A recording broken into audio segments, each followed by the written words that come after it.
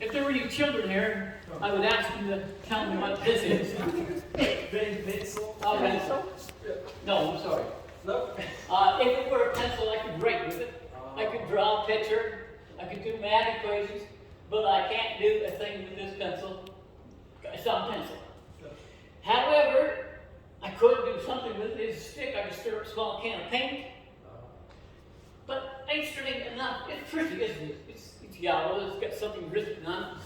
It's got a rubber end protruding out of the sleeve, and that sleeve on the end. So it looks nice, doesn't it? But it's like some people. They do look rather attractive, but can't accompany too much. And I'm thinking something about CNN showed a video on it many, many times.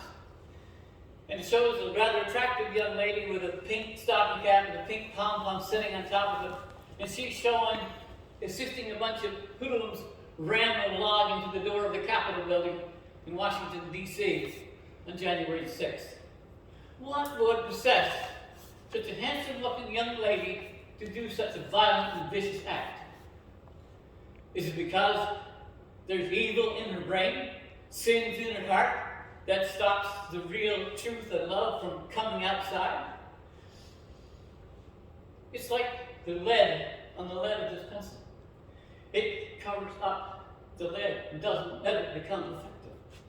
So it struck me, but we could take a knife, we could chip away the wood, cut away the sins that surrounds the heart, and we keep cutting away the greed, the envy, the falsehood, the pride, the selfishness, the narcissism, racism, and you name it. You take all those sins off, and now we've exposed the heart, the part that love abounds and good things can happen from.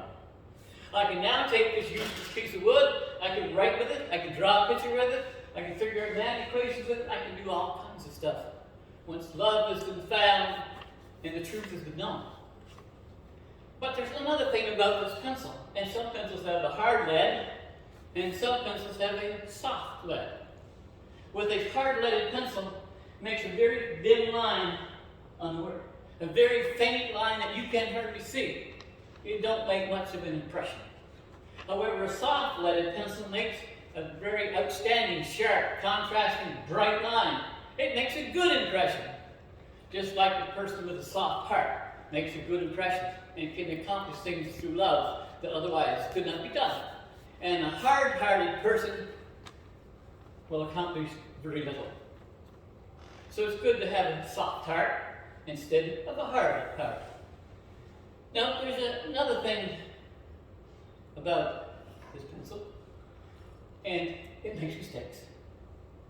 And if you think, I don't make any mistakes, I haven't made any enemies, then it's probably true that you haven't done a whole lot to start with. And even though we've cleaned up all the sins out of this pencil and made it nice and clean and exposed the heart, you're going to make mistakes. Don't care who you are. You're going to sin again. And the good thing about it is this pencil has a forgiveness end on it.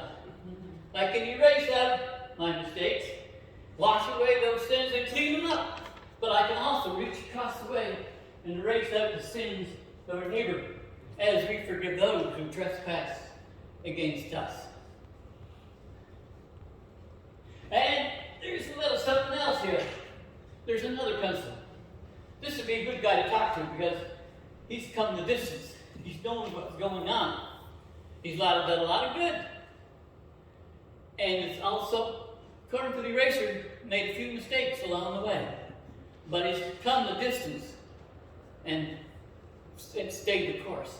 But there's something you cannot see with this pencil from your seat. It's got teeth marks in it. It's been chewed. Like the person who was doing the work was, if I do that, will it cause someone harm? Or if I say what I'm about to say, is it going to hurt somebody's feelings? So he did a lot of thinking and a lot of praying before he actually went into action. And then, lesson we can learn from that for sure. And if the pencil itself is of not much use. It won't move, it won't stand up, it won't write. It won't really do anything. It just lays there and does nothing. Unless it is held up and guided by the hands of the master, the pencil is of little use.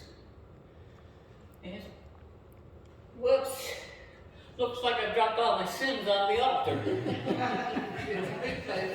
I believe that's where our sins are supposed to be.